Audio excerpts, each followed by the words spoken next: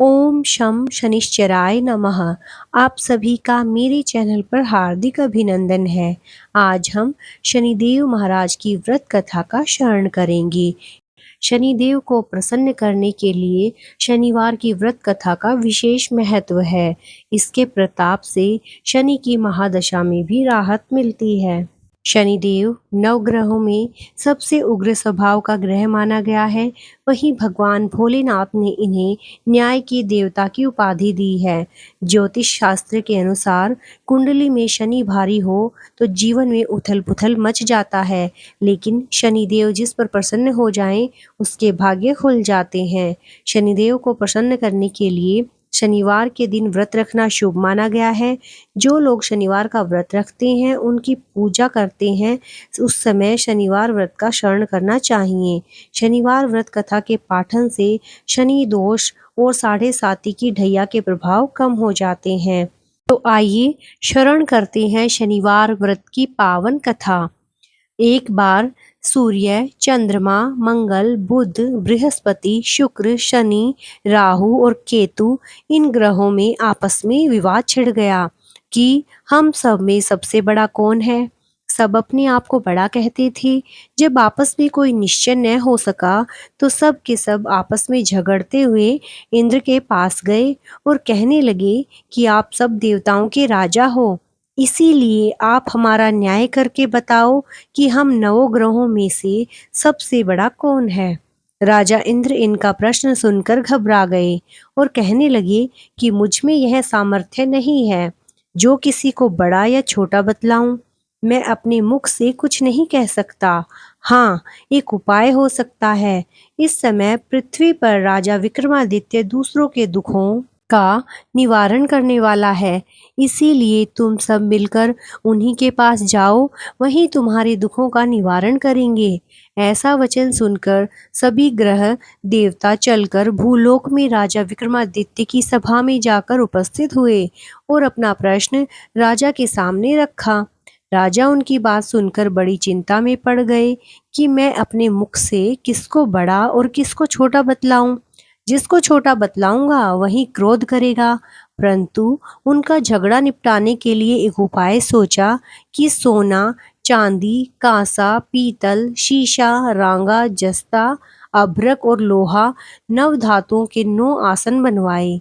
सब आसनों को क्रम से जैसे सोना सबसे पहले और लोहा सबसे पीछे रखा गया। इसके पश्चात राजा ने सब ग्रहों से कहा, आप सब अपने अपने आसनों पर बैठिए। जिसका आसन सबसे आगे वह सबसे बड़ा और जिसका आसन सबसे पीछे वह सबसे छोटा। क्योंकि लोहा सबसे पीछे था और वह शनिदेव का आसन था, इसीलिए शनिदेव ने समझ लिया कि राजा ने मुझको सबसे छोटा बना दिया है। इस पर शनि को बड़ा क्रोध आया और कहा कि राजा, तू मेरे पराक्रम को नहीं जानता। सूर्य एक राशि पर 1 महीना, चंद्रमा 2.25 महीना 2 दिन, मंगल 1.5 महीना, बृहस्पति 13 महीने, बुध और शुक्र 1 महीने, परंतु मैं एक राशि पर 2.5 अथवा 7.5 साल तक रहता हूँ। बड़े बड़े देवताओं को भी मैंने भीषण दुख दिया है। हे राजन, सुनो, राम जी को 7.5 आई और वनवास हो गया और रावण पर आई तो राम और लक्ष्मण ने सेना लेकर लंका पर चढ़ाई कर दी, रावण के कुल का नाश कर दिया। हे राजा, अब तुम सावधान रहना। राजा कहने लगा, जो कुछ भाग्य में होगा देखा जाएगा। उसके बाद अन्य ग्रह तो प्रसन्नता के साथ चले गए, परंतु शनिदेव बड़े क्रोध के साथ वहां से सिधारे। कुछ काल व्यतीत होने पर जब राजा को 7.5 की दशा आई तो शनिदेव घोड़ों के सौदागर बनकर अनेक सुंदर घोड़ों के सहित राजा की राजधानी में आए। जब राजा ने सौदागर के आने की खबर सुनी तो अपने अश्वपाल को अच्छे अच्छे घोड़े खरीदने की आज्ञा दी। अश्वपाल ऐसी अच्छी नस्ल के घोड़े को देखकर और उनका मूल्य सुनकर चकित हो गया और तुरंत ही राजा को खबर दी। राजा उन घोड़ों को देखकर एक अच्छा सा घोड़ा चुनकर सवारी के लिए चढ़ा। राजा विक्रमादित्य जैसे ही घोड़े की पीठ पर चढ़े तो उनके चढ़ते ही घोड़ा बहुत ही जोर से भागने लगा। घोड़ा बहुत दूर एक बड़े जंगल में जाकर राजा को छोड़कर अंतर ध्यान हो गया। इसके बाद राजा अकेला जंगल में भटकता फिरता रहा। बहुत देर के पश्चात राजा ने भूख और प्यास से दुखी होकर भटकते भटकते एक ग्वाले को देखा। ग्वाले ने राजा को प्यास से व्याकुल देखकर पानी पिलाया। राजा की उंगली में एक अंगूठी थी, वह उसने निकालकर प्रसन्नता के साथ ग्वाले को दे दी और शहर की ओर चल दिया। राजा शहर में पहुंचकर एक सेठ की दुकान पर जाकर बैठ गया और अपने आप को उज्जैन का रहने वाला तथा अपना नाम वीका बतलाया। सेठ ने उसको एक कुलीन मनुष्य समझकर जलादि पिलाया। भाग्यवश उस दिन सेठ की दुकान पर बिक्री बहुत अधिक हुई। तब सेठ उसको भाग्यवान पुरुष समझकर भोजन कराने के लिए अपने साथ ले गया। भोजन करते समय राजा ने आश्चर्य की बात देखी कि खूंटी पर हार लटक रहा है और वह खूंटी उस हार को निगल रही है। भोजन के पश्चात कमरे में आने पर जब सेठ को कमरे में हार न मिला तो सबने यही निश्चय किया कि सिवाय वीका के और कोई उस कमरे में नहीं आया, अतः अवश्य ही उसी ने हार चोरी किया है। परंतु वीका ने हार लेने से मना कर दिया। इस पर 5-7 आदमी इकट्ठे होकर उसको फौजदार के पास लाए। फौजदार ने उसको राजा के सामने उपस्थित कर दिया और कहा कि ये आदमी तो भला प्रतीत होता है, चोर मालूम नहीं होता, परंतु सेठ का कहना है कि इसके सिवाय और कोई घर में आया ही नहीं, अवश्य ही इसी ने चोरी की है। तब राजा ने आज्ञा दी कि इसके हाथ पैर काटकर चोरंगिया किया जाए। राजा की आज्ञा का तुरंत पालन किया गया और वीका के हाथ पैर काट दिए गए।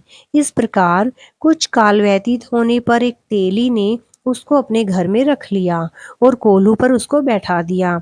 वीका उस समय बैठा हुआ अपनी जबान से बैल हाँकता रहा। शनि की दशा समाप्त हो गई और एक रात को वर्षा ऋतु के समय वह मल्हार राग गाने लगा। उसका गाना सुनकर उस शहर के राजा की कन्या उस राग पर मोहित हो गई और दासी को खबर लाने को भेजा कि शहर में कौन गा रहा है। दासी सारे शहर में फिरती फिरती क्या देखती है कि तेली के घर में चौरंगिया राग गा रहा है। दासी ने महल में आकर राजकुमारी को सब वृतांत सुना दिया। बस उसी क्षण राजकुमारी ने अपने मन में यह प्रण कर लिया, चाहे कुछ हो, मुझे इस चौरंगिया के साथ ही विवाह करना है। प्रातःकाल होते ही जब दासी ने राजकुमारी को जगाना चाहा तो राजकुमारी अनशन व्रत लेकर पड़ी रही। तब दासी ने रानी के पास जाकर राजकुमारी के न उठने का वृतांत कहा। रानी ने तुरंत ही वहां पर आकर राजकुमारी को जगाया और उसके दुख का कारण पूछा। तो कुमारी ने कहा कि माताजी, मैंने यह प्रण कर लिया है कि तेली के घर में जो चौरंगिया है उसी के साथ विवाह करूंगी। माता ने कहा, यह क्या कह रही हो बेटी, तुझको किसी देश के राजा के साथ ही विवाह करना होगा। कन्या कहने लगी कि माताजी, मैं अपना प्रण कभी नहीं तोड़ूंगी। माता ने चिंतित होकर यह बात राजा को बताई। जब महाराज ने भी आकर यह समझाया कि मैं अभी देश देशांतर में अपने दूत भेजकर सुयोग्य, रूपवान एवं बड़े से बड़े गुणी राजकुमार के साथ तुम्हारा विवाह करूंगा, ऐसी बात तुमको कभी नहीं विचारनी चाहिए। कन्या ने कहा, पिताजी, मैं अपने प्राण त्याग दूंगी, परंतु दूसरे से विवाह नहीं करूंगी। इतना सुनकर राजा ने क्रोध से कहा, यदि तेरे भाग्य में ऐसा ही लिखा है, जैसी तेरी इच्छा वैसा ही कर। राजा ने तेली को बुलाकर कहा कि तेरे घर में जो चौरंगिया है उसके साथ मैं अपनी कन्या का विवाह करना चाहता हूँ। तेली ने कहा कि यह कैसे हो सकता है, कहाँ आप हमारे राजा और कहाँ मैं एक नीच तेली। परंतु राजा ने कहा कि भाग्य लिखे को कोई टाल नहीं सकता, अपने घर जाकर विवाह की तैयारी करो। राजा ने उसी समय तोरण और वंदनवार लगवाकर अपनी राजकुमारी का विवाह चौरंगिया विक्रमादित्य के साथ कर दिया। रात्रि को जब विक्रमादित्य और राजकुमारी महल में सोए तो आधी रात के समय शनिदेव ने विक्रमादित्य को स्वप्न दिया कि राजा, कहो मुझको छोटा बतलाकर तुमने कितना दुख उठाया। राजा ने क्षमा मांगी। शनिदेव ने प्रसन्न होकर विक्रमादित्य को हाथ पैर दिए। तब राजा ने कहा, महाराज, मेरी प्रार्थना स्वीकार करें कि जैसा दुख आपने मुझे सौंप दिया है ऐसा और किसी को न दें। शनिदेव ने कहा कि तुम्हारी यह प्रार्थना स्वीकार है। जो मनुष्य मेरी कथा सुनेगा या कहेगा उसको मेरी दशा में कभी किसी प्रकार का दुख नहीं होगा और जो नित्य ही मेरा ध्यान करेगा या चींटियों को आटा डालेगा, उसके सब मनोरथ पूर्ण होंगे। इतना कहकर शनिदेव अपने धाम को चले गए। राजकुमारी की आंख खुली और उसने राजा के हाथ पांव देखे तो आश्चर्य को प्राप्त हुई। उसको देखकर राजा ने अपना समस्त हाल कहा। राजकुमारी को बताया कि मैं उज्जैन का राजा विक्रमादित्य हूँ। यह बात सुनकर राजकुमारी अत्यंत प्रसन्न हुई। प्रातःकाल राजकुमारी से उसकी सखियों ने पूछा तो उसने अपने पति का समस्त वृतांत कह सुनाया। तब सब ने प्रसन्नता प्रकट की और कहा कि ईश्वर ने आपकी मनोकामना पूर्ण कर दी। जब उस सेठ ने यह सुना तो वह विक्रमादित्य के पास आया और राजा विक्रमादित्य के पैरों पर गिरकर क्षमा मांगने लगा कि आप पर मैंने चोरी का झूठा दोष लगाया, अतः आप मुझको जो चाहें दंड दे।